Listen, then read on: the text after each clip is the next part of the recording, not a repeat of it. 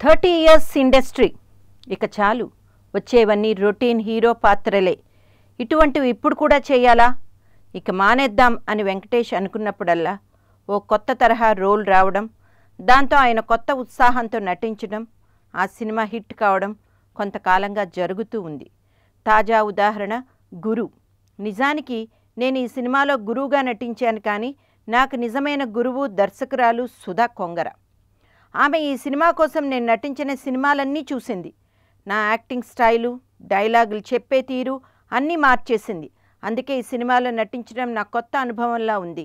ఇక ఎంత గొప్ప వెరైటీ పాత్రలైనా నటించగలననే కాన్ఫిడెన్స్ నా గురువుతో వచ్చింది అంటున్నాడు వెంకటేష్ నవ చైతన్యంతో. మరి షూటింగ్ సమయంలో దర్శకురాలతో వచ్చిన అభిప్రాయ భేదాల మాట ఏమిటి? గురువులో వెంకటేష్ ఒకచోట రితికా సింగ్ను కాలుతో తన్నే సీన్ ఉంది.